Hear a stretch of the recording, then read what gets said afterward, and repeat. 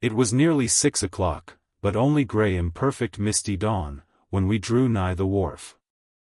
"There are some sailors running ahead there, if I see right," said I to Queequeg. "It can't be shadows, she's off by sunrise, I guess. Come on." "Avast!" cried a voice, whose owner at the same time coming close behind us, laid a hand upon both our shoulders, and then insinuating himself between us, stood stooping forward a little, in the uncertain twilight, strangely peering from Queequeg to me. It was Elijah. "Going aboard?" "Hands off, will you?" said I. "Looky here," said Queequeg, shaking himself, "go way." "Ain't going aboard, then?" "Yes, we are," said I, "but what business is that of yours?" "Do you know, Mr. Elijah, that I consider you a little impertinent?" "No, I wasn't aware of that," said Elijah, slowly and wonderingly looking from me to Queequeg, with the most unaccountable glances. "Elijah," said I, "you will oblige my friend and me by withdrawing. We are going to the Indian and Pacific Oceans, and would prefer not to be detained." Be ye? Coming back afore breakfast?" "He's cracked, Queequeg," said I, "come on." "Holloa!" cried stationary Elijah, hailing us when we had removed a few paces. "Never mind him," said I, "Queequeg, come on." But he stole up to us again, and suddenly clapping his hand on my shoulder, said, "Did ye see anything looking like men going towards that ship a while ago?" Struck by this plain matter-of-fact question, I answered, saying, "Yes, I thought I did see 4 or 5 men, but it was too dim to be sure." Very dim," said Elijah. "Morning to ye." Once more we quitted him, but once more he came softly after us, and touching my shoulder again, said, "See if you can find them now, will ye?" "Find who?" "Morning to ye." "Morning to ye," he rejoined, again moving off. "Oh! I was going to warn ye against, but never mind, it's all one, all in the family too, sharp frost this morning, ain't it? Goodbye to ye. Shan't see ye again very soon, I guess, unless it's before the grand jury." And with these cracked words he finally departed, leaving me, for the moment, in no small wonderment at his frantic impudence. At last, stepping on board the Pequod, we found everything in profound quiet, not a soul moving. The cabin entrance was locked within, the hatches were all on, and lumbered with coils of rigging. Going forward to the forecastle, we found the slide of the scuttle open. Seeing a light, we went down, and found only an old rigger there, wrapped in a tattered pea-jacket. He was thrown at whole length upon 2 chests, his face downwards and enclosed in his folded arms.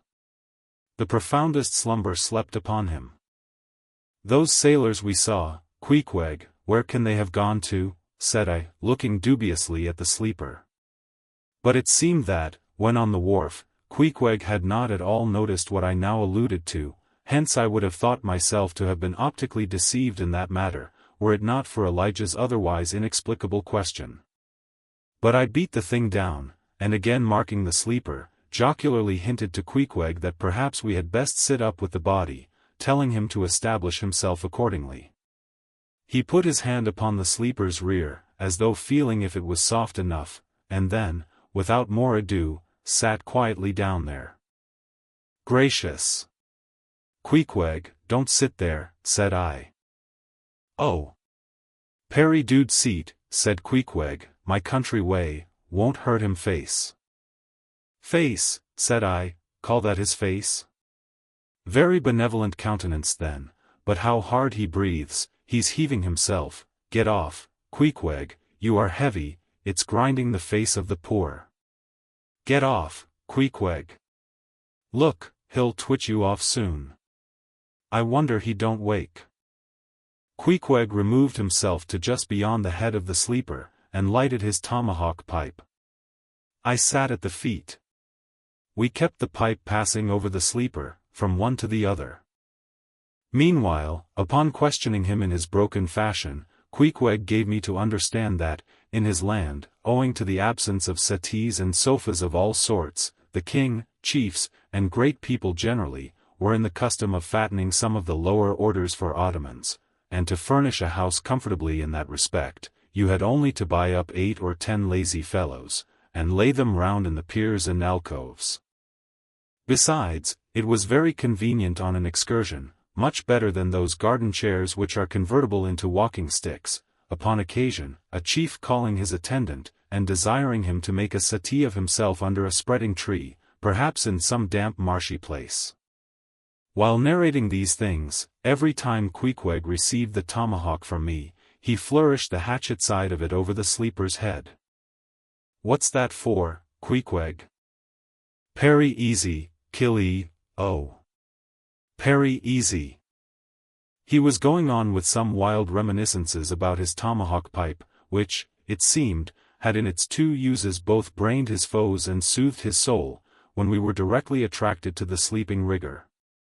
The strong vapor now completely filling the contracted hole, it began to tell upon him. He breathed with a sort of muffledness, then seemed troubled in the nose, then revolved over once or twice, then sat up and rubbed his eyes. "Holloa," he breathed at last, "who be ye smokers?" "Shipped men," answered I. "When does she sail?" Aye, ye are going in her, be ye?"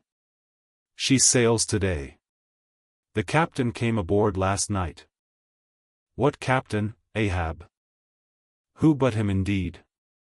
I was going to ask him some further questions concerning Ahab, when we heard a noise on deck.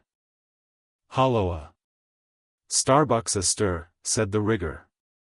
"He's a lively chief mate, that, good man, and a pious, but all alive now, I must turn to." And so saying he went on deck, and we followed. It was now clear sunrise. Soon the crew came on board in 2s and 3s, the riggers bestirred themselves, the mates were actively engaged, and several of the shore people were busy in bringing various last things on board. Meanwhile Captain Ahab remained invisibly enshrined within his cabin.